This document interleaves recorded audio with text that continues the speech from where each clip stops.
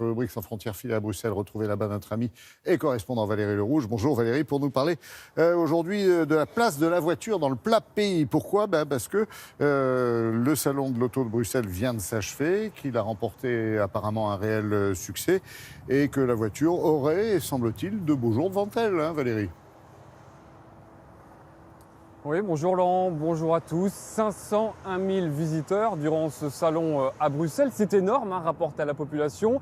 À titre de comparaison, le Mondial de Paris, très populaire, attire 1 million de visiteurs, donc le double, mais pour une population 6 fois plus importante. Et ça en dit long sur l'importance de la voiture encore aujourd'hui en Belgique. D'abord, je crois que ça reste un marqueur social important pour beaucoup.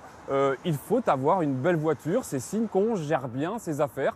C'est un hôtelier qui me disait ça il n'y a pas très longtemps. Ensuite, par exemple, en Belgique, vous savez que vous pouvez vous payer une plaque d'immatriculation personnalisée, comme celle-ci par exemple, pour 1 000 €. Alors je vous rassure, on ne l'a pas payé, on n'a pas dépensé l'argent public pour ça, mais 45 000 Belges ont fait ce choix. Enfin, il suffit de voir les voitures à 7h, à 7h10 déjà à Bruxelles, et dans une demi-heure, tout sera bouché sur le périphérique, le ring, comme on dit à Bruxelles ou Anvers, pour vous dire que la voiture a encore de très beaux jours devant elle. Tant pis pour les défenseurs du climat qui ont pourtant défilé plus nombreux ici qu'en France. Les plus virulents se sont invités d'ailleurs au Salon de l'Auto ce week-end pour dénoncer ce tout bagnole. Reportage avec Lucas Campisi et Sylvain Winans. Salon of Lies, le salon des mensonges, dénoncé par le mouvement Extinction Rebellion ce week-end à Bruxelles. Des militantes enchaînées dans des voitures, le stand du pétrolier Shell envahi par ceux qui exigent un autre modèle de mobilité face à l'urgence climatique. Mais autant dire qu'ils vont avoir du mal à convaincre les Belges. Car dans le Royaume, la voiture est reine, 508 voitures pour 1000 habitants contre 480 en France, et inimaginable d'y renoncer. J'ai passé l'âge pour ça. C'est une liberté. Moi, j'ai un âge où j'ai grandi avec la voiture, où c'est ma liberté. Ouais. Tant qu'on n'améliore pas les transports en commun, les autres types de transport, les gens seront attachés à la voiture. Ils aiment leur voiture, et récente tant qu'à faire. Le parc automobile belge est d'ailleurs 1 an plus jeune que le français, et les propriétaires outre-quiévrains dépensent davantage dans ce secteur. Il y a des marqueurs concrets de l'attachement du Belge à sa voiture. C'est le niveau moyen du parc, c'est le niveau moyen de motorisation, le niveau moyen d'équipement qui traduit qu'effectivement le Belge aime sa voiture. L'État lui-même pousse à la bagnole avec une incitation fiscale.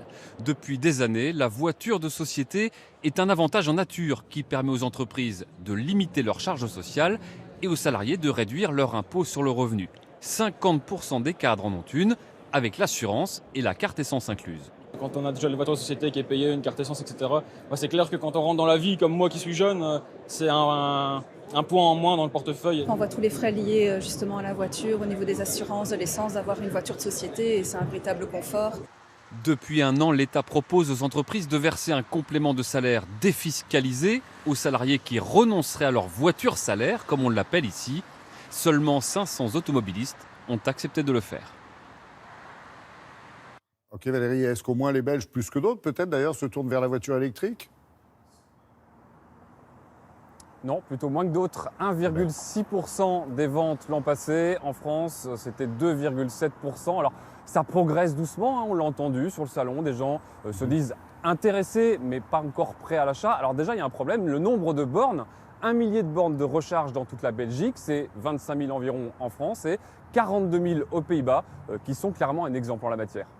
Merci beaucoup pour toutes ces précisions et pour cette tendance, Valérie. Allez,